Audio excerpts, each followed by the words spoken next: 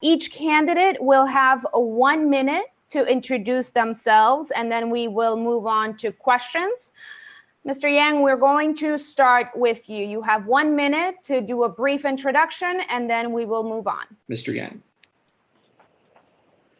Well, thank you. Hello, Gloria, and hello, Brooklyn. It's tremendous to be here with you all. My campaign is built around trying to get the city back on its feet. I'm an entrepreneur and problem solver, and you don't have to look far to see the problems right now. I'm kind of a numbers guy. So the first number is 25, maybe 26,000 of our friends and neighbors have passed, 700,000 missing jobs, over 10,000 small businesses closing, including so many in Brooklyn that have been struggling for months to try and make it through the pandemic. Subway traffic is down 2/3. You don't have to look very far. And so the question is, how are we going to get the city back on its feet? How are we going to get our schools safely reopened? How are we going to make it so that people can actually go to work in offices and come into the city? There are 60 million missing tourists who supported 300,000 jobs in Brooklyn and around the city. So that to me has to be the first order of business, is trying to get us back to a point where we're accelerating the recovery. The fact is, we cannot wait for vaccination to somehow resuscitate our city. We have to lead. We have to make it so that folks have confidence that this is still the place to be for so many things under the sun. And for us, this is our home. We have to make it so that our schools are reopened and that people are able to live their lives safely in a way that we're actually excited about. That's a very, very tough process, but I believe I can help speed it up. And we'll go to Mr. Yang. What about your experience specifically qualifies you to lead us out of this financial crisis at this time? Thank you, Gloria. I co-owned and operated a small business right here in New York City that became #1 in the country. It's one reason why I'm so passionate about the small businesses that are struggling right now, because I've been there. I understand the struggles they're facing. I started a national nonprofit that created thousands of jobs around the country and got grants from the government. And then I started a national movement around a human-centered economy that helped us get cash relief into people's hands. And it helped me build relationships on Capitol Hill and in the administration that I think are going to be really helpful to New York City. Like I can actually give folks a call and say, hey, let's get that tunnel built. And the reality is that the next mayor is going to have to do 3 things at once at a minimum, really more like 30 things at once. But the 3 big things, we're going to have to make some tough choices. You're looking at a multi-billion-dollar budgetary shortfall, and you're going to have to tighten the belt. The second thing is you're going to have to take the resources that we do have and stretch them and make them work and still deliver vital services. And the third thing, and this is something I'm excited about, is we have to activate new resources that may not fall directly within the city's budget. I'm a parent, like many of the folks on this call today. And so I've been joking with people that the next mayor is going to have to make a lot of stone soup. You know what I mean? Or is it rock soup? Like that children's book where you take the water, and you guys know what I'm talking about. But we're going to have to activate resources in all different ways, in philanthropy, in the private sector, technology, get folks to the table and say, look, this is going to speed up your business's recovery. If you work with, let's say, the small business owner, the landlord, where you try and have the landlord or the small business owner, that it's better for them to be there than to have no tenant at all. We're going to have to bring people to the table in those situations one by one and do it thousands of times. And that is what I have done as an entrepreneur throughout my career.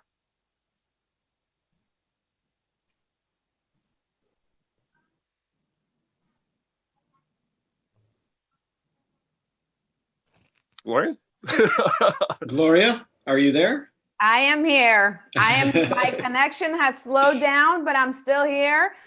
Thank you, Mr. Yang. I'm so glad you brought up specifics, because we're going to get even more into them. Many of you have touched on some of the key issues related to the devastation our city has experienced during this pandemic. In your first 100 days, I would love you to talk about one specific policy item that you would implement to address how we build back in this city. Please try to go beyond what's already written on your websites, because we can go there to read that. So kind of give us the meat behind the idea or the methodology behind the meat, for lack of a better term. Mr. Yang? So the question for all of us right now is, what does the recovery curve look like? The vaccination rollout has not been great. A lot of folks are frustrated by that. And then the question is, okay, at what point do the companies reopen, the businesses reopen, does foot traffic resume, do tourists come back? And the fact is that the vaccination adoption curve is not going to do the trick for us. So my priority early on would be to restore public confidence in making New York the place to be, to visit, to work, to play. The fact is, New York City's value proposition is based on bringing people together. It's based on proximity. And right now, that value proposition is working against us. So the way you make it work for us again is you create a vaccination passport on our phones. I would show you my phone, but I'm obviously talking on my phone. And it only has one data point, which is I've been vaccinated. And then you can flash it on your way to the Garden or Barclays or the restaurant or the bar. And then everyone in there is confident that you're all vaccinated. You can take your mask off, you can eat, you can relax. This would actually make New York City the fastest post-COVID comeback city. It would make us a catalyst for people actually getting vaccinated. It would restore confidence for some of those 60 million tourists who right now are not visiting us. That supported over 300,000 jobs. This recovery is going to stink unless we have the right leadership. Like, let's just face facts. Like, it's not like all of a sudden we're going to go from 100 to 0 back to 100. Like, we're going to go from 100 to 0 to some number. And you can like throw your own number in there, what that is, 40, 50, 60. So you need to actually juice it, speed it up, pour fuel on it or accelerant on it. And to me, making New York City the leader is the best way to do that. Some quick rapid fire questions. These are either yes or no, short phrases. And we're going to start with the most important of all. The Brooklyn Dodgers left Brooklyn a long time ago. So I want to know if you are a Mets or a Yankees fan. I'm going to start with Mr. Yang. Let's go Mets. I became a fan back in the Dwight Gooden, Darryl Strawberry, Keith Hernandez era. And kudos to them for canning the GM today. You can't have that GM. I mean, talk about a terrible way to kick off the new regime. Next question. Who is your favorite New Yorker, dead or alive? I'm going to start with Mr. Yang. The first person that popped into mind for me was a Nick, which is funny. That's an acceptable answer. Yeah, so I grew up on, and he's not even from New York. I think he's from the Midwest. But the first person that just jumped into my mind was John Starks, the dunk over Jordan. And I know that's a terrible answer because he's not even from New York. I think he's from Oklahoma. But once a Nick, always a Nick. So I'll just go that direction. That'll work for us. He's always in my neighborhood, so he counts as a New Yorker for me. What is your favorite Brooklyn small business and extra credit if it is owned by a minority, a woman, or an immigrant? Mr. Yang. I was just visiting at a salon called Lola's, and listening to her story was really inspiring. She's like working twice as hard for half the money. So small businesses like that. But as a consumer, Grimaldi's Pizza, like to me, it's the best in the city.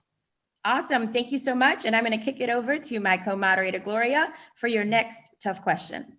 Thank you. I'm going to start with a very tough question also from our lightning round, because I do want to ask you candidates what you are reading right now.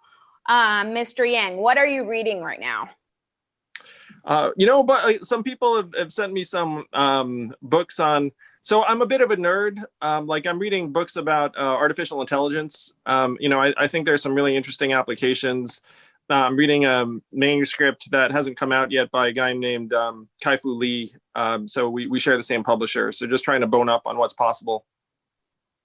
Thank you, Mr. Yang. I know you ride around on a bike, so tell us about your plan to increase the city's access and New Yorkers' access to bike lanes. Well, first, let me say, I don't think I'm anywhere near the cyclist that Zach is. Like, I don't think I've ever gone 100 miles in a day. But I'm committed. It was before kids. Still, man. And you look the part, Zach. You're like this,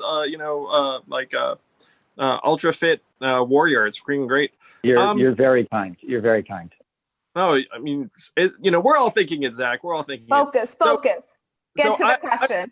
I'm very, very committed to trying to make us the most bikeable city that we can be. I do think, though, that there are certain areas where you don't necessarily want to swap out parking for bike lanes. You have to check with a community and see what their needs are. It's not a one size fits all question, but generally speaking, I'm all for bike lanes. And I believe that we have to try to make living in New York as manageable as possible for people who don't own cars and make it so that people don't feel like they need to own a car. Mr. Yang, do you own a car, yes or no? And where can New Yorkers learn more about your campaign? I do own a car. I moved into the city as a 21-year-old. And I finally bit the bullet and got a car at the age of 40. So I had like 19 years of subwaying and biking and walking around, and buying that car felt, it was tough, but I do own a car. You can find out more about me and my campaign at andrewyang.com or Yang for New York, whatever you'd like. But let's bring the city back. Let's bring the city we love back, Brooklyn. We can do it. Thank you so much for this opportunity. Appreciate you, Gloria and Nee. Thank you very much, candidates. Put the money in our hands. Put the money in our hands. Put the money in our hands. Put the money in our hands. Can we afford it? Yes. Will it cause inflation? No.